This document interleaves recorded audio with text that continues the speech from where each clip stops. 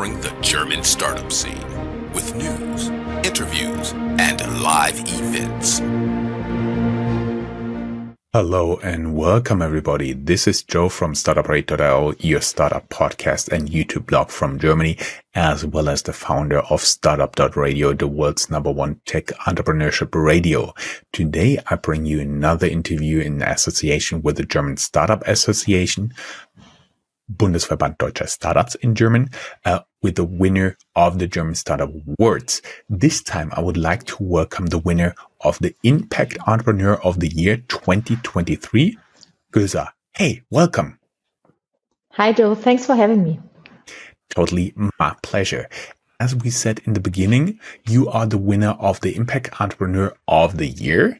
But as always, we go a little bit through your CV, what you've done in the past. And actually, there is a lot of very interesting pieces there.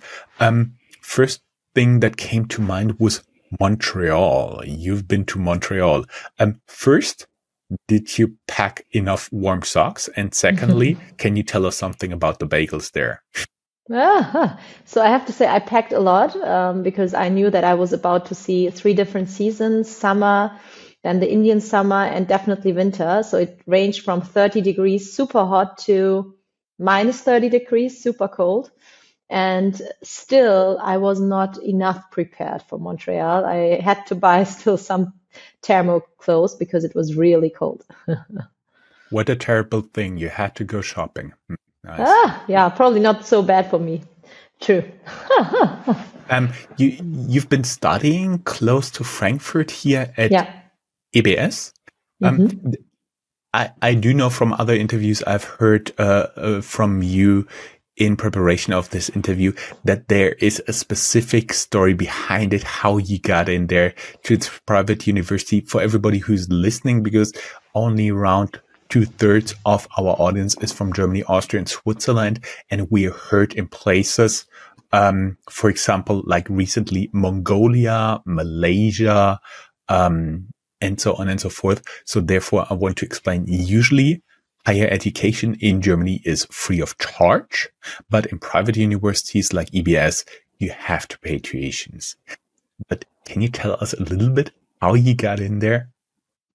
Yeah, to be honest, I didn't even know about the existence of private business schools or apps business school. And for me, it was during my high school years that I was sent from my school to, it was called Akademie für begabte Jugendliche. So it was like an academy for highly talented young people who are quite smart. And back then I went there and met a girl called Iman. She is German Moroccan.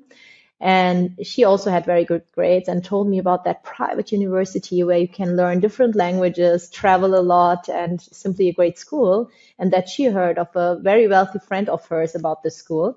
And that's where I first heard about that school. Before that, I simply planned to study law in Bonn, which is very close to Cologne, where I used to live. So I thought I don't need to move out.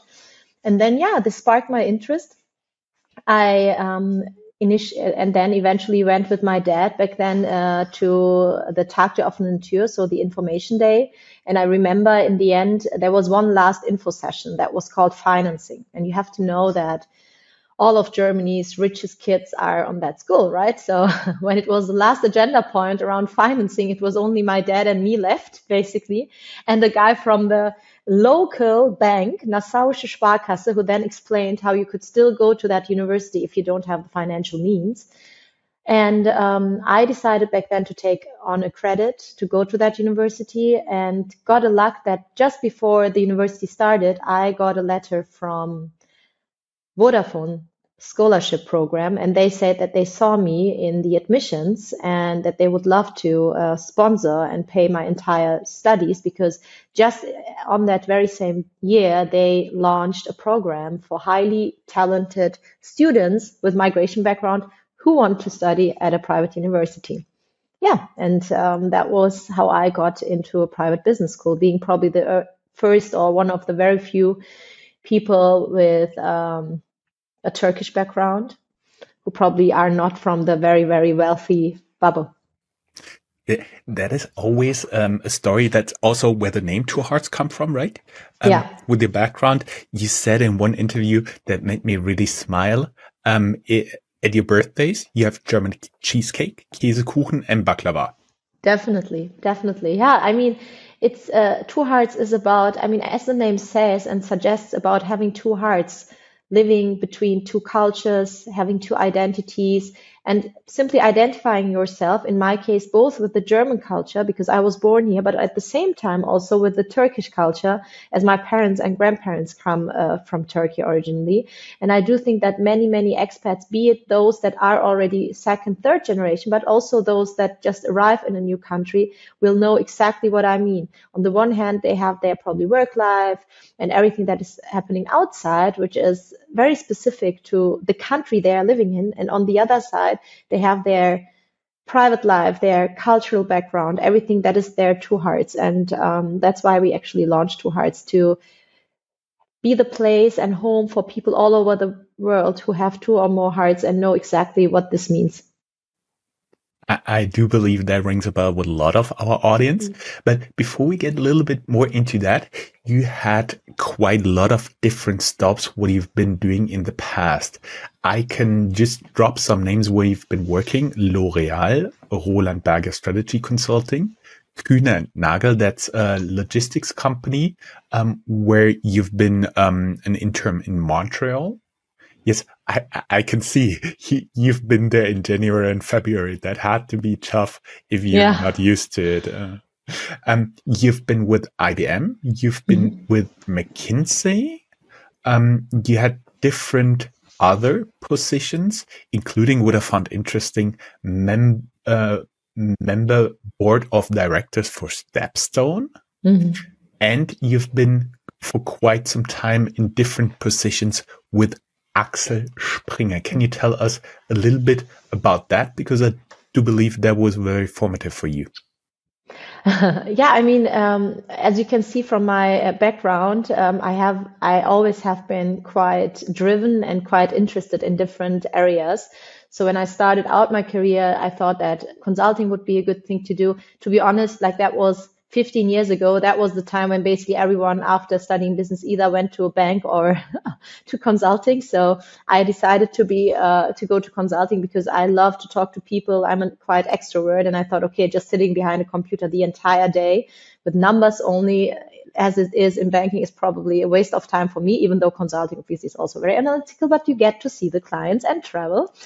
Yeah, and then as you said, I after some time decided to leave McKinsey and then work for a German media company, which is now one of the world's global biggest and most global media companies, which is Axel Springer. And I have to say the 6 years that I spent there have been very, very great for me in terms of personal people that I met personally, but also obviously professionally. And as I got to do what I love most, which is working with entrepreneurs, working with different stakeholders, and traveling. So in 2016, I was responsible for the Silicon Valley office of Axel Springer. Spent some time there, both looking after the portfolio companies and looking for investment opportunities. And then the last 3 years before leaving Axel Springer, I basically led the investment strategy and activities. And as part of that, I was board member of Stepstone, which many of you know as a e-recruitment company, which by now makes, I guess, more than 1 billion of revenues. Yeah. Mhm. And for everybody where Axel Springer doesn't ring a bell, it's a company that owns, for example, Business Insider, Politico, all outlets here famous in Germany called Bild, Autobild, and so on and so forth. The World Group, which includes Gründerszene, from which we Yeah. share a lot of content, N24, the news media, it's like a German version of CNN, I would say. Yeah. Insider Inc., Insider Intelligence, and so on and so forth. So there is a lot of very well-known brands behind this not so much known name. You said you've been working there for quite some time, have been in the Silicon Valley office. I do assume that was quite a contrast to Montreal. Yeah, obviously. I mean, first of all, I was in Montreal. I was much younger. I was an intern, more student years. It was more about traveling and yeah, earning some money, which I did at Kuehne and Nagel, great people. And obviously with Axel Springer, it was a bit different because I was responsible. I was in a more professional manner. I was responsible for the investment activities there, for the ecosystem, to represent Axel Springer, as you said, also with having more and more acquired American brands like Business Insider. And there was quite a difference, and obviously also culturally, right? When I first knew that would go to the West Coast, as Germans, you sometimes think of LA and the fancy things, and I was like, oh wow, I will live now on the West Coast. But then, when I went there, basically our office and house was in Mountain View, which is Google's headquarters, which is Silicon Valley and super, let's say, I mean, let's put it that way. The people, they wake up very early. There are a lot of nerds and techies. They then go to work, come back. Dinner is around 6 or 7, and at 9 p.m. everybody basically goes to bed. That's life there. If you go to San Francisco, which is still almost 1 hour of drive, it's a bit different. But I mean, that's Silicon Valley. And I did not expect that. But eventually I got used to it and I like the crowd. That's why I'm also still working in technology, because I think there are great, very smart people who are very driven and very international. And probably that's the first time that I really got to see how international and great people working in tech are. You know what? I just in my mind created a new name, a new term, because I now have 2 kids and I can say I live on a Silicon Valley schedule. I get up very early and I go to bed very early. Same here. I also have 2 sons, so I couldn't agree more. And now we have a dog, so I'm very much into this super structured, waking up early, going to bed, hopefully not too late schedule. And hopefully no interruptions. I know that one. Yeah. At one point you decided to leave Springer and Yeah. did other stuff, including being the COO of a Berlin-based health tech startup called Yeah. Ada Health. Member of the board of advisors for FinMarie. Actually, I interviewed a few years ago one of the founders of FinMarie. Cool. Amazing. And then in June 2020, we'll get to the core of your award. You founded Two Hearts. Can you tell us a little bit about the background story, how this originally started, Yeah. what it will be, and how people can benefit from it? Sure. I mean, I have to say, one thing that everybody needs to know about me is I have a cultural diverse background that you can see. So I look quite Turkish. I don't look like the average German woman. Let's put it that way. I have a very Turkish name, Gülsah. I mean, it means Queen of Roses. It's a beautiful name in Gülsah in Turkish. I don't know which pill my parents took when they gave me this name as a baby born in Germany, because it's super hard to pronounce in Germany. So I always, right from the beginning of my childhood, also being raised up in a quite underprivileged background, had this challenge of, on the one hand, loving my Turkish community, loving my parents, speaking fluent Turkish, but on the other hand, also being very driven, wanting to be accepted in German culture, being the first one going to university and breaking a lot of walls and having a lot of firsts. And in the beginning, I did not want to be associated at all with my, especially Turkish background, also not with this Muslim environment. I always wanted to be known as Gülsah, the hardworking Gülsah.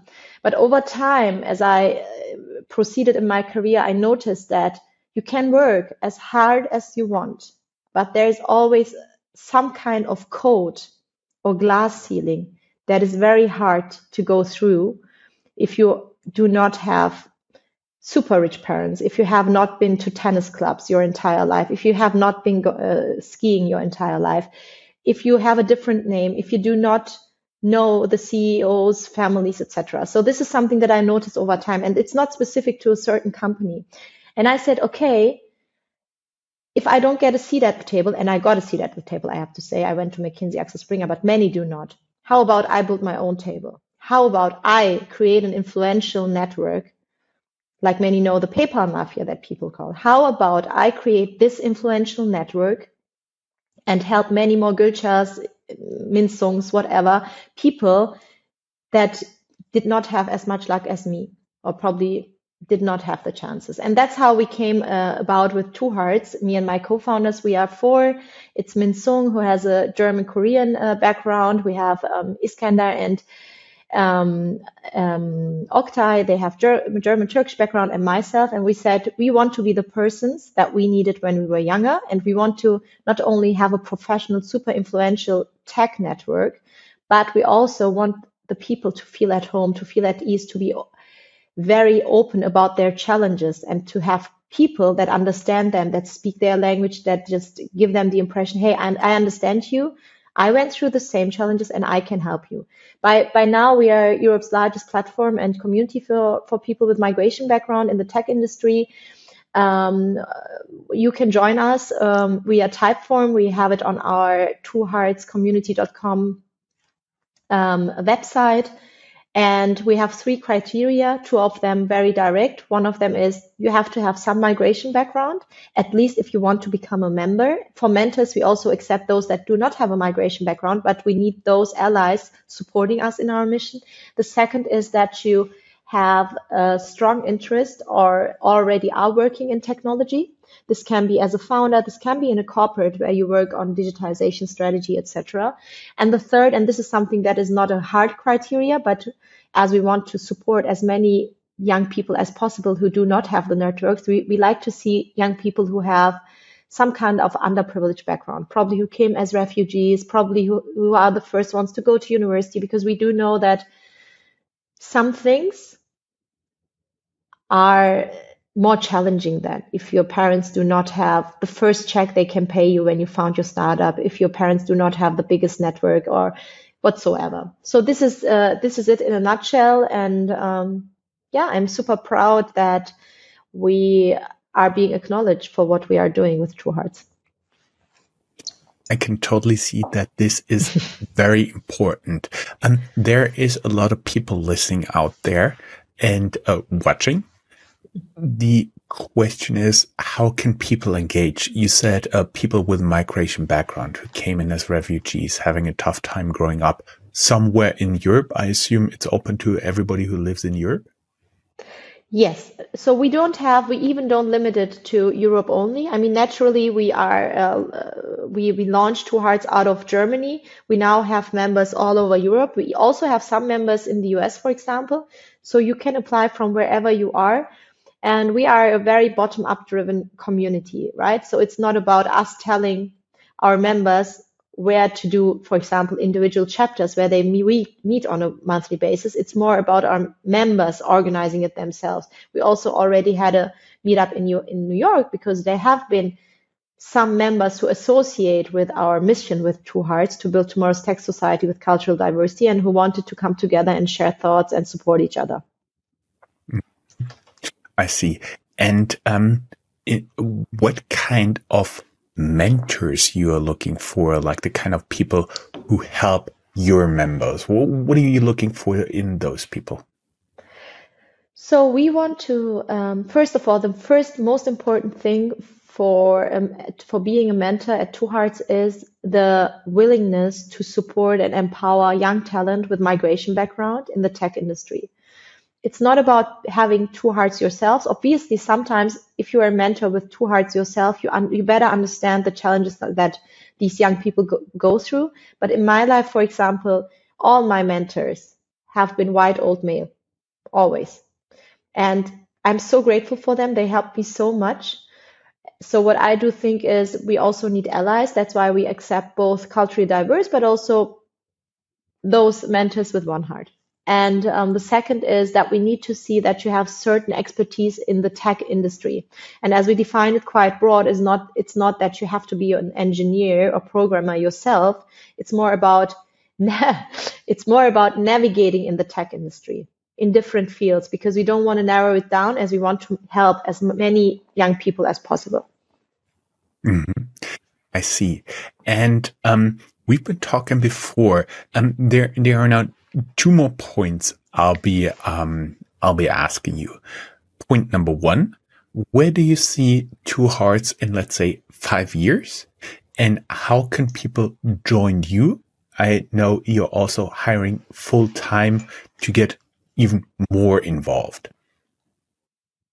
Yeah, so first of all, for us, the mission is very clear. We want to be the home for culturally diverse talent in technology globally. So everybody who associates with our mission to build tomorrow's tech society with cultural diversity, especially those senior people who want to give big back, should be part of Two Hearts. This is our biggest mission. Obviously, to achieve that, we need a lot of things. We need great, very motivated, very engaging members, because Two Hearts is what we all make of it. Secondly, we need more data and transparency. We do notice that, especially when it comes to migration background and as a diversity factor, especially in the tech industry, we do not have much data. So we are working with some organizations like the Deutsche Startup-Verband on the Migrant Founders Monitor to bring in more transparency, because if you cannot measure it, it's hard to derive solutions. And last but not least, we want to also move something in the German politics and also European Union to make sure that the immigration conditions for culturally diverse talent from abroad is ideal, that English is a given and it's not as hard, especially to come to Germany as a culturally diverse talent, as we know that until 2030, Germany is missing more than 7 million people working in our economy. So it's a must and it's not an option. And how can you become a member? So you should go on our website, Two Hearts Community, two as a number, twoheartscommunity.com. And there we have a link to join now, which will direct you to our type form. And basically you then answer the questions and you will hear back from us. As with every startup, we are still growing very fastly. So it might take some time. If you don't hear after 48 hours, don't be surprised, because we take our selection process very, very seriously. And we look individually through each and every application. I see.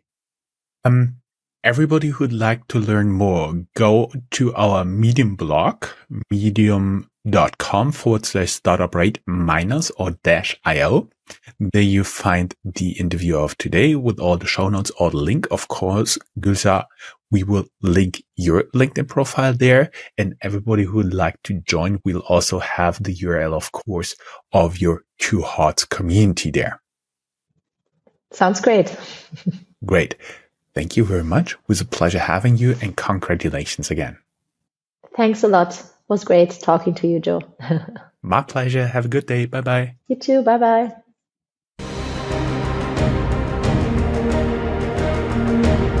That's all, folks. Find more news, streams, events, and interviews at www.startuprad.io. Remember, sharing is caring.